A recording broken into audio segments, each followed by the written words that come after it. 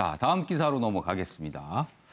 우리 동의 없이 군사행동 못해. 모든 것 걸고 전쟁만은 막겠다. 어제 문재인 대통령이 광복절 축사에서 밝힌 내용인데요.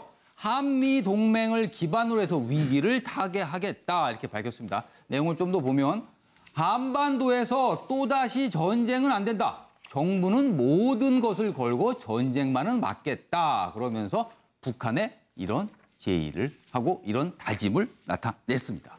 자, 옆에 기사도 좀 보죠. 자, 어제 문재인 대통령의 광복절 축사에 대해서 이 앞에 기사는 내용을 전달했고요. 이 기사는 어떤 의미인지를 좀 분석했습니다. 안보, 동맹국에만 의존 못한다. 북핵 운전자론을 거듭 강조했다. 북핵 문제 해결에 대해서는 우리 정부가 주도권을 갖고 운전자처럼 몰고 가겠다. 그거를 다시 한번 강조했다. 그래서 내용을 보면 평화를 20번이나 언급하며 시대적 소명이라고 했고요. 핵 동결이 바로 문제 해결의 시작이라는 부분을 강조했습니다. 자, 소정석 쪽 국장님. 네. 어제 문재인 대통령의 광복절 축사 많은 사람들이 기다리고 있었는데 역시 다양한 내용을 포함했어요. 근데 그중에서 역시 북한 문제가 가장 귀를 잡았는데 이런 북한 운전자론, 우리 북핵 문제 해결의 운전자론 여전히 대통령은 강조하고 있습니다. 그러나 상황은 녹록지 않습니다. 기존에 문 대통령이 강조했던 이른바 신베를린 구상의 연장선상에서 비슷한 이야기를 어제 똑같이 했습니다. 그러면서 미국에서 최근 나오고 있는 트럼프 대통령의 강한 흐름 이런 부분에 대해서 또 의지를 표명했다라고 봐야죠. 우리의 동의 없이 어떤 한반도에서 전쟁은 있을 수가 없다라고 지금 현재 국민들이 많은 불안을 하지 않습니까? 과연 미국이 북한을 타격할 거냐? 그럼 북한은 또 괌에 대해서 미사일을 쏠 거냐? 뭐 이런 부분에 대해서 불안감을 갖고 있는데 거기에 대해서 문재인 대통령이 우리의 어떤 주도권 이걸 굉장히 강조를 했죠. 강조를 했는데 한편으로 본다면은 북한의 어떤 변화하는 모습이 현재 보이지 않고 있는 그 부분에 대한 강조점은 조금 약했던 것 아니냐. 그렇게 좀 얘기하는 분들도 있더라고요. 하지만 저는 전체적으로 본다면 어쨌거나 국민들이 생각하는 부분에 대해서 문 대통령이 일정한 본인의 의지를 강하게 다시 한번 강조했다라는 부분들이 향후에 여러 가지 한반도 정세와 관련해서 우리의 어떤 그냥 이른바 코리아 패싱 이 상황을 그냥 두고 보지는 않겠다라는 그런 의지를 좀 보였다라고 평가를 하고 싶습니다. 어제 문재인 대통령의 광복절 축사 영상 저희가 준비했습니다. 보고 오겠습니다.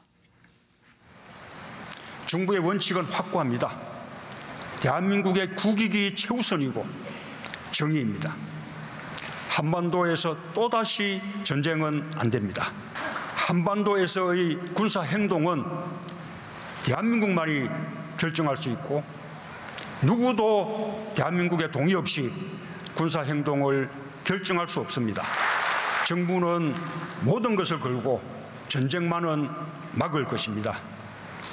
어떤 우여곡절을 겪더라도 북핵 문제는 반드시 평화적으로 해결해야 합니다. 이 점에서 우리와 미국 정부의 입장이 다르지 않습니다. 자, 북핵 얘기를 하고 있지만 전체적인 분위기는 국민들의 전쟁 공포를 좀 누그러뜨리려고 애를 쓰는 모습이고요. 그리고 미국에 대해서도 뭔가 메시지를 강력히 전달하는 모습이었습니다. 자, 김성수 평론가. 전체적으로 어제 그 축사 내용을 좀 평가하신다면. 한마디로 우리 앵커께서 말씀하신 대로 원칙을 재확인하면서 결과적으로 주변 국가에게 확고한 메시지를 전달했다고 보는 것이 옳습니다. 그러니까 지금 일부 야권에서 북핵 위기에 대해서 알맹이가 없다 이런 얘기를 했는데 지금 알맹이를 얘기하는 그런 상황이 아니거든요. 실제로 최근에 돌아가는 상황들을 보면 북한에서 강한 말을 하면은 미국에서 트럼프 대통령이 강한 말을 하고 이러면서 서로 탁구를 치듯이 막 서로 그 탁구공이 점점 높이 올라갔어요. 정말 감정적 격화가 계속 됐던 상황이거든요. 그런데 그 상황 속에서 또 일부 우리 언론에서도 마치 생중계를 하듯이 그런 위기론을 갖다 고조시켰단 말이에요. 그러니까 이제 주변에 외국인들도 우리 코스피를 팔고 불안감을 조성시키고 하는 그런 일들이 같이 벌어졌다는 거죠. 그러면서 11조 원이라고 하는 돈이 날아가 버렸어요. 증권에서만, 증시에서만. 그러니까 이런 일들을 정부가 두고 보면 안 되는 거 아니겠습니까? 그래서 원칙을 확인하되 어떻게 확인을 했냐면 대한민국 땅에서 대한민국 정부의 그 어떤 허락과 승인 없이는 절대 전쟁과 같은 군사행동 같은 것은 없다라고 선언을 하면서 예. 그 주변 국가, 특히 북한과 그리고 미국에 대한 그 일종의 그 애둘러서 한 항의성 메시지를 갖다가 내보낸 거고요. 그리고 특히 우리 국민들을 안심시키는데 우리 정부가 있다. 총력을 다하고 있다라고 하는 걸 명확하게 한 겁니다. 그렇기 때문에 이런 부분의 의미는 충분히 존재한다고 생각하고 공교롭게도요. 이게 공교로운 것인지 또 어떻게 보면 정확한 것인지 모르겠지만 이런 그 얘기들을 할 때 미국 언론에서는 강력하게 그걸 또 받아서 그 미국 정부에 대해서 그 일정한 어떤 자제를 갖다 요청하는 그런 흐름들이 있었어요. 그리고 실제로 그 전에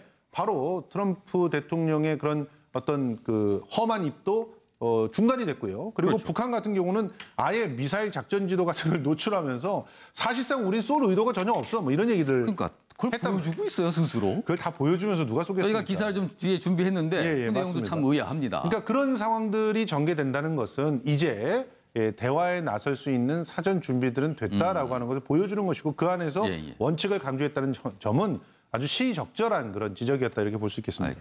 이수희 변호사께서는 어제 문재인 대통령의 축사 어떻게 평가하십니까? 그동안에 보여준 좀 방관자적인 모습은 좀 약해진 거죠. 어쨌거나 메시지는 나온 거니까. 뭐 불안감 해소, 뭐 8월 위기설에 대한 불안감 해소에 주력한 그 느낌이 많이 났고 뭐 일정 부분은 저는 효과도 있었다고 보입니다. 하지만은 그 역시 그래도 현실적인 대안을 제시한 거는 여전히 부족하지 않느냐. 마치 그 핵 포기를 요구한 것도 아니고 핵 동결이 된다고 하면 뭐 김정은 체제를 인정해 주거나 거기서 더 나가서 보장해 줄 수 있다라는 얘기 그러니까 이렇게 똑 떨어지는 말은 아니었지만 우리는 그 북한의 붕괴를 바라지 않는다든가 이런 그 뭐 표현 뒤에 속해 있는 함의가 좀 그런 느낌까지도 줬거든요. 그런 것이 과연 그러면 현실적 대안을 그럼 그런 걸로 보는 건지라는 생각도 들고 또 하나는 이제 좀 아쉬운 점은 이제 우리의 저력에 대해서 우리 민족의 저력에 대해서 말미에 강조를 하면서 하나가 돼야 된다라는 그런 이제 메시지도 보냈지만 거기에서 더해서 좀 우리의 힘에 대한 그리고 만에 하나 어떤 위기가 닥쳤을 때도 우리 정부를 믿고 그리고 우리가 그걸 헤쳐나가면 된다든가 뭐 이런 좀 힘과 그에 대한 어떤 그 강한 신뢰를 줄 수 있는 메시지도 필요하지 않았느냐. 위기 상황에 우리도 이런 건 할 수 있다라는 뭔가를 좀 보여줄 필요가 있었는데 그게 좀 아쉽다는 그런 게 없이 평화 얘기만 하니까 그 평화라는 게 지금으로 봐서는 그렇게 현실성이 없어 보이는데 그런 얘기를 하니까 그런 건 많이 아쉬웠습니다. 아니 글쎄요. 근데 그 평화 얘기 이외에 어떤 강력한 대안이 있을지 저는 굉장히 궁금합니다. 여기서 특히나 광복절은 전쟁이 종식되고 평화가 이 한반도에 뿌리 내린 날이에요. 그리고 그 이후에 서로의 그 알력과 이해관계에 의해서 또 다른 전쟁이 찾아오지 않습니까? 그런 상징적인 날에 우리의 힘을 강조한다는 것은 또 다른 전쟁을 준비한다는 얘기로 읽힐 수가 있지 않겠습니까? 그러니까 명확하게 평화에 대한 선언을 하고 모든 것을 걸고 전쟁을 막겠다라고 하는 의지를 표명했다는 것이 가장 그 확실한 그런 어떤 그 거시적인 대안이라고 이렇게 볼 수 있고요. 그리고 실질적인 대안들은 경축사 등에서 하는 것이 아니라 오히려 다른 구체적인 정책 구상에서 하는 것이라고 생각합니다. 그 정책 구상이 좀 촘촘하게 되어 있길 좀 바라보겠습니다. 자, 그럼 이렇다면 북한은 지금 어떻게 하고 있을까요? 문제의 시작점이 여기인데 자 보겠습니다. 북한 미사일 작전지도 의도적 노출.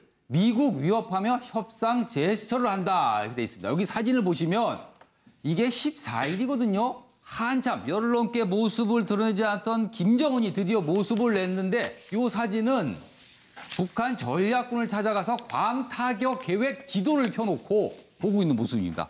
이거를 대놓고 보여줬어요.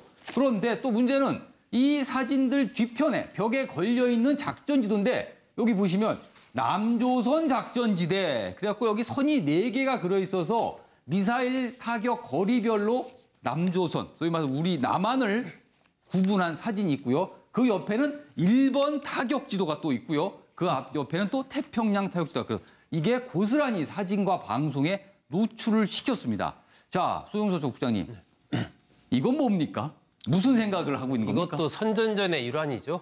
선전전 그리고 위협의 하나의 수단이라고 봐야 되겠죠. 일부러 이제 노출을 시켰다라고 봐야 될 텐데 거기 보면은 이제 지금 김정은이 보고 있는 지도에는 북한에서부터 괌까지의 거리 그렇죠. 이런 것들이 이제 표기가 돼 있고 어떻게 타격을 했을 때 어디로 떨어지는지 뭐 이런 것들이 나타나 있고 아니 의도적으로 그 지도를 좀 찍은 것 같기도 해요. 그렇습니다. 의도적으로 그걸 이제 당연히 이렇게 노출되면 남한에서 이거 가지고 이제 뭐 이렇게 분석할 것이다 그런 것까지 다 계산을 했겠죠. 그러니까 오늘 우리처럼 이렇게 다룰 것이다 이거를. 그렇죠. 그렇죠. 아마 지금 보고 있을지도 모릅니다.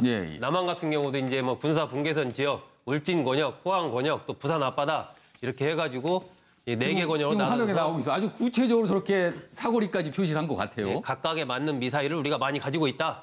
뭐 이런 것들은 이제 그 과시를 한 거고 마찬가지로 일본도 이제 그 사정권 안에 들어있는 지도를 노출을 하면서 결국은 우리나라와 일본 그리고 미국을 겨냥해서 또 다른 이제 지도를 통해서 뭐 위협을 한 거죠. 그러면서 어제 이제 조선중앙TV 보도 내용에 보면은 어쨌건 김정은이 그 전략군 김낙겸 사령관으로부터 보고를 받고 미국의 행동을 조금 더 지켜보겠다. 뭐 이런 식으로 이제 얘기를 했지 않습니까? 그 얘기는 당분간 괌에 대한 어떤 포위 사격 이런 부분들은 본인 자기들이 얘기는 했지만 실행할 생각은 없다. 당분간 이렇게 보여지고 하지만 두고 보겠다라는 말 속에는 하나의 카드로서 여전히 그걸 갖고 가겠다. 이제 미국과의 여러 가지 지금 뭐 일부에서 뉴욕 채널을 통한 마크 협상 얘기도 나오고 있지 않습니까? 그런 등등을 통해서 볼 때 북한으로서는 계속해서 어떤 이 긴장의 끈을 늦추지 않으면서 또 때로는 높여가면서 또 8월 달에 있을 이른바 을지 프리덤 가디언 훈련 이런 것과 관련해서도 여전히 도발 가능성이 남아있기 때문에 그걸 하나의 카드로 갖고 상대방의 태도를 봐가면서 이걸 쓸지 말지 아니면 더 높일지 말지를 결정하겠다라는 그러한 의도를 노출한 것으로 보입니다. 상식적으로 봤을 때 진짜 미사일을 쏠 의도라면 작전 지도를 보여줄 리가 없죠. 그건 극비상인데요. 그렇죠. 역시 간보기를 하고 있는 게 아닌가 싶습니다.